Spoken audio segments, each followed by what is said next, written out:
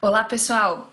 Hoje eu estou aqui com o Alfredo Sequeira Filho e ele é assessor de investimentos com 27 anos de mercado, uma pessoa super ativa em acompanhar tudo o que está acontecendo com a bolsa, com o câmbio e vai dividir conosco um pouco de tudo que ele está enxergando no mercado financeiro e esse momento que de repente um otimismo geral se instalou no mercado.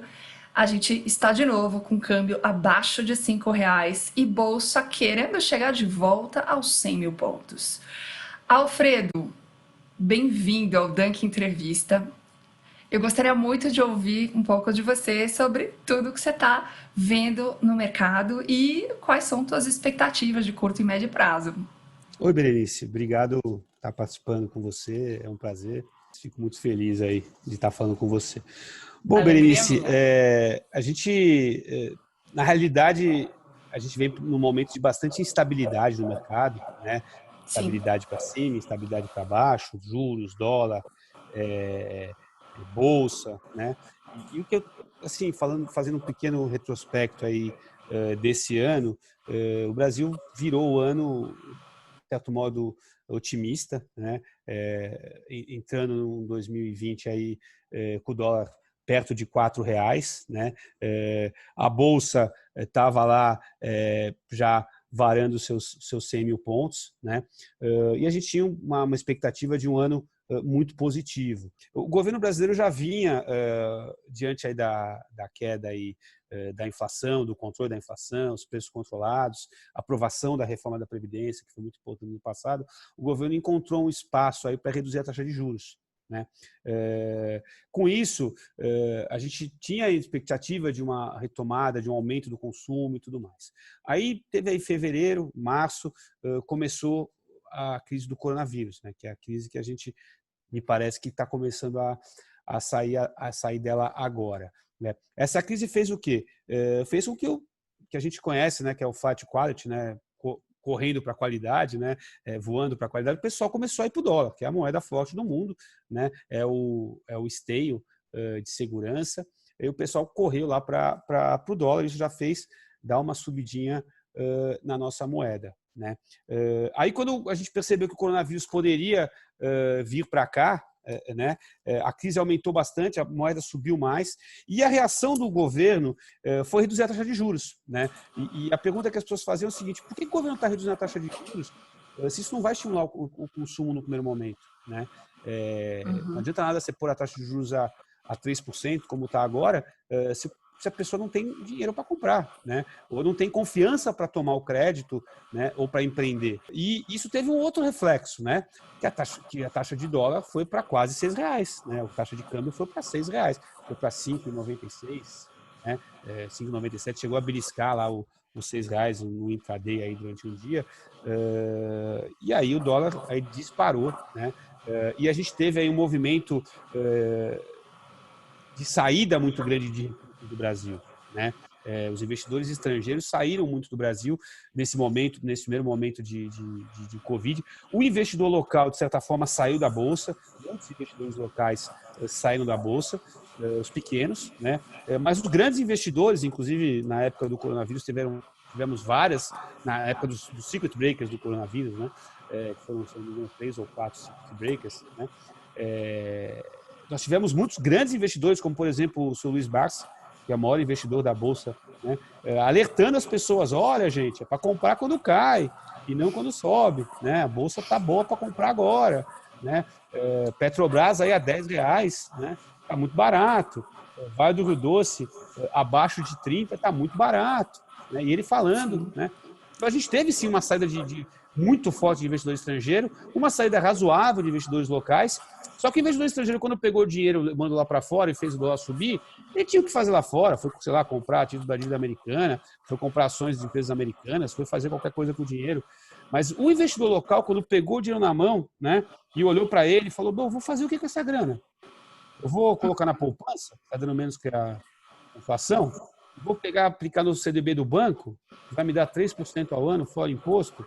Ou vou colocar lá no CDB da corretora, lá do banco de segunda linha na corretora, que garante o FGC e tudo mais, mas vai me dar, sei lá, 4%, 5% ao ano? Ah, então tudo bem, eu posso fazer um CDB pré, que vai me pagar 10,5%, talvez 11% ao ano, só que é um CDB de 5, 6 anos. Eu não quero deixar meu dinheiro parado de 6 anos. Eu quero colocar alguma coisa que tenha liquidez. E o cara olhou para o lado e falou, vou lá voltar para as ações. E voltou para. Isso aconteceu com esse cara que tinha saído e aconteceu com muita gente que estava ganhando a poupança, que estava ganhando o CDB. Né? Então, cada vez mais a gente, como assessor de investimento, recebe demandas de clientes dizendo, olha, Alfredo, eu tenho aqui o CDB do banco que não me rende nada. Ou tem uma aplicação num fundo do banco que não me rende nada. Você pode analisar para mim? Aí você pega e olha a aplicação, o fundo, e muitas vezes o fundo é legal. O fundo está pagando lá 100% do CDI, um fundo de renda fixa com liquidez diária, ou 110% do CDI. Você fala para o cara, esse fundo está legal, não está ruim. Mas eu estou ganhando 3% ao ano, 4% ao ano. Tudo bem, a Selic está a 3%, né? Você está ganhando aí, se você ganhar 4% ao ano, você está ganhando 120% aí do CDI. Né? Não, mas eu quero alguma coisa a mais. Então você precisa arriscar. Você precisa ir para um fundo de debêntures, você precisa ir para um fundo multimercado, você precisa ir para fundo imobiliário. Eventualmente você também vai ter que colocar uma parte do seu dinheiro em ações. Então, cada vez mais, essa taxa de juros a 3%, Berenice, tem feito os brasileiros cada vez mais não ter para onde correr, a não ser para a Bolsa. Então, o Brasil está sendo mais ou menos que obrigado a ir para a Bolsa, né, com essa taxa de juros de 3%. Interessante, né, Alfredo? Porque quando a gente fala sobre a necessidade de correr mais risco para encontrar maiores retornos, um caminho que muitos investidores pessoa física buscaram no ano passado foi bolsa. E aí, ao sentirem na pele esta queda que nós tivemos esse ano, se assustaram, né? Não estavam acostumados, estavam começando, estreando nesse universo de correr risco de mercado, e aí, de repente, né, sentiram medo do movimento que nós tivemos, que foi muito acentuado. Por outro lado, aqueles que decidiram tomar maiores riscos de crédito, que é outra alternativa que a gente tem, também agora preocupados porque todo esse movimento que a gente está vivendo, né, de parada das atividades, a gente está vendo que também está trazendo impactos muito severos no caixa das empresas, aumentando a inadimplência, inclusive levando algumas, de fato, a situações de recuperação judicial e falência. Então, essa crise acabou pegando, né, todos esses nichos que a gente tinha como alternativas com maior risco, que poderiam propiciar maiores retornos, né? Perfeito. E um pouco desse sentimento de risco agora está se acalmando. E esse otimismo que parece estar voltando, né? Como a gente sabe, vem primeiro no mercado financeiro antes de vir para a economia real, né? Normalmente o mercado financeiro ele se antecipa. Fica todas essas expectativas e como você estava dizendo no início, né? Essa melhora da expectativa, então agora trazendo de novo uma oportunidade para voltar para a bolsa, é isso? Eu acho que você tem que ser muito cuidado para a bolsa. Eu sempre digo para meus clientes, muito cuidado. Só vai colocar na bolsa uma grana que você não precisa para no mínimo 3 anos, de 3 a 5 anos. Eu sempre gosto de fazer a pergunta, a bolsa é para longo prazo? Eu digo para o cara, eu também acho. E quanto você acha que é longo prazo? O sujeito fala 6 meses. Não, gente, longo prazo é uma coisa de pelo menos 3 anos. É de 3 anos para frente. E nunca, em hipótese alguma, você coloca mais do que 30% do seu patrimônio líquido em ações. Então, a bolsa é interessante.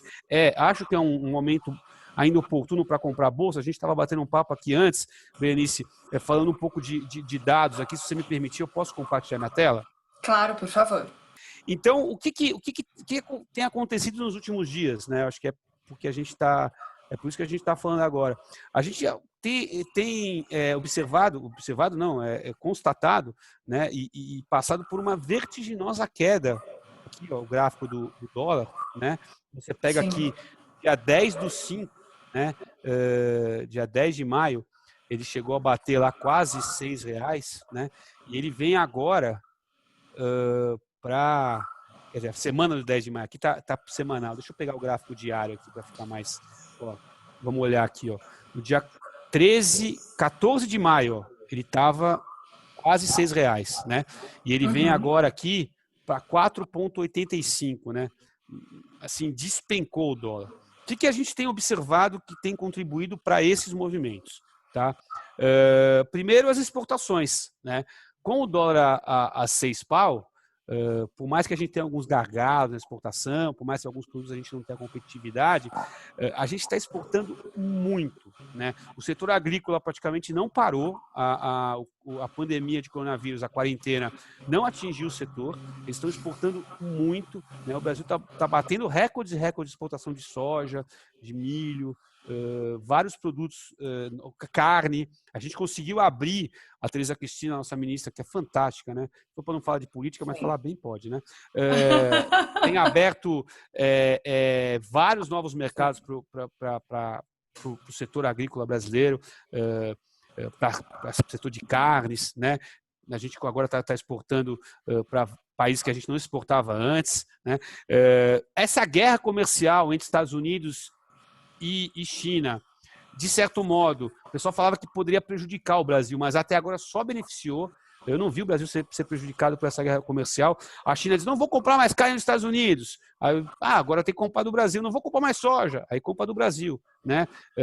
Então isso tem ajudado aí as exportações brasileiras. As captações retomaram as captações. A Petrobras, a semana passada, fez uma captação de mais de 7 bi de dólar, com uma demanda acima da oferta e com juros, algumas tranches aí abaixo de 6% ao ano, né? Isso é bem interessante, né? Ainda mais falando em Petrobras, ainda mais falando em petróleo no patamar que está, né? Isso também ajudou bastante a empresa. E a gente tem observado também que o fluxo de gringo para a Bolsa, Berenice, que o gringo saiu da Bolsa, né, e ajudou a derrubar o dólar no primeiro momento, está ficando positivo, né? A gente sempre, assim, passei por vários ciclos na Bolsa e a gente sempre brincava que o local, o investidor pessoa física local, era sempre aquele que pagava o pato, né? Então a Bolsa subia, o gringo puxava a bolsa, tal, aí começava a sair no jornal que a bolsa bateu recorde, ia lá o investidor local comprava, subia mais um pouco a bolsa e o gringo desovava e o local ficava com o papel na mão. O que a gente tem observado é que depois que deu aquela queda forte da bolsa, a queda de vários circuit breaks, como a gente já falou, o local saiu, ficou ganhando a mão e voltou para a bolsa. E cada vez mais gente, eu tenho recebi ligações de clientes meus, estou no mercado desde 93, mas eu sou assessor de investimento só desde 2002, né? Então tem gente que eu atendo aí há mais de 15, 18 anos, alguns, né? Que eu comecei lá em 2002. Gente que nunca investiu em ações, sempre teve medo de ações, ligar para mim e falar, Alfredo, eu acho que agora eu preciso colocar uma parte dos meus recursos em ações. Então a gente está tendo um movimento muito forte de pessoa física na Bolsa e há mais ou menos uma semana, duas, os gringos começaram a voltar. O fluxo estava negativo, mas o gringo começou a voltar para a Bolsa. Isso deu essa queda maior do dólar, né? Para você ter uma ideia, nos primeiros 3 pregões de junho, teve um saldo positivo de 1,8 bilhões de reais de gringo na Bolsa brasileira, né? Entre compras e vendas, né? Isso tem ajudado e cada vez mais eles têm olhado para o Brasil, observado alguns ativos e percebido que está bom de voltar para a Bolsa. Né? Excelente. Alfredo, inclusive complementando a toda a tua explicação sobre essa melhora no humor, a volta do fluxo, eu gostaria de compartilhar aqui uma outra tela, se você me permite. Qual é seu, pô? Compartilhamento. Você sabe que uma outra coisa que me chama bastante atenção é o movimento que a gente tem no CDS. Default Swap. Mostrando um pouco aqui a tela, olhando, esse é o CDS de 10 anos, tá? E aqui a gente está vendo o movimento que ele faz no último 1 ano. A gente tinha visto esse indicador cair a um nível talvez aí dos mais baixos da história brasileira. E aí, com toda essa situação, né, do coronavírus e a situação da economia, a gente viu ele voltar aqui para esse nível de cerca de 450 pontos, que é dos mais altos na série histórica. E aí, rapidamente, ele despenca. Então, só para a gente explicar um pouquinho, isso aqui é um tipo de derivativo, né, o Credit Default Swap, e ele é um indicador sobre a percepção de risco de default, né, de Brasil dar calote. Sim, Esse movimento do CDS ajuda muito captações como a que você comentava, por exemplo, da Petrobras, que é 100% risco Brasil. Então, na hora que esse CDS cai, isso também abre uma janela para as empresas brasileiras captarem recursos pagando taxas de juros menores, né? Por uma questão de relação risco-retorno, perfeito, que essa concordo. percepção de risco melhora, ou a empresa pode captar recurso pagando um retorno menor. Você mencionou, né? A Petrobras pagou algumas tranches 6% em dólar. Ela já chegou a pagar menos, mas também já chegou a pagar 7, 8%. E aí essa melhora do risco Brasil, melhora do humor geral dos investidores, né? As duas coisas somadas, começam a abrir espaço para essas captações e vamos lembrar que dinheiro captado no exterior, em algum momento vira fluxo, né? Vira dólar, Sim, que vai ter que entrar para volta, cá. que vai voltar para o Brasil, que vai ser convertido em reais, e isso também ajuda o câmbio a baixar. Então você tem um componente de fluxo, né, de dinheiro efetivamente entrando e câmbio pronto sendo fechado, e você tem também um componente de expectativa melhorando, né? E a expectativa Sim. ajuda também o dólar futuro lá da B3 começar a cair, né? Então começa a aumentar a posição vendida, começa, quer dizer, uma coisa vai puxando a outra, né? Os dois andam de Se eu não me engano, na sexta-feira, Berenice, o futuro fechou abaixo da vista. o que é um sinal claro de que existe ali mais posição vendida do que comprada, né? Sim, E aí, só para quem nos acompanha aqui, pessoal, esse dólar à vista, né, que a gente chama aí no dia a dia de dólar comercial, ele é formado do ponto de vista da sua precificação com base no dólar futuro. Então, quando o dólar futuro da B3 começa a cair, o spot também vem junto, né? Os fechamentos de câmbio pronto também são fechados a uma taxa de câmbio menor, e isso é função de um movimento que, por um lado, é a expectativa de um momento melhor vindo pela frente, e, por outro lado, é fluxo, né? Como você trouxe os dados aí para nós. sim, sim, sim, sim. Perfeito. Excelente. Muito bom, Alfredo. Deu para clarear uma série de questões aqui com as tuas explicações. Obrigado, Agradeço muito. fico feliz. Bem, tem algum recado final que você gostaria de deixar para os investidores e para as pessoas que nos assistem aqui no Dunk Entrevista? Se você me permitir, mais uma vez, a palavra cautela, né? Cautela, canja de galinha, não faz mal para ninguém. Não que eu acho que a coisa pode piorar, que a bolsa vai cair e tudo mais. Eu estou otimista com a bolsa, mas a gente sempre tem que tomar cuidado, entender que a renda variável pode variar para cima, e é bom que varie para cima, mas muitas vezes varia para baixo, tá bom? Excelente. Alfredo, muito obrigada.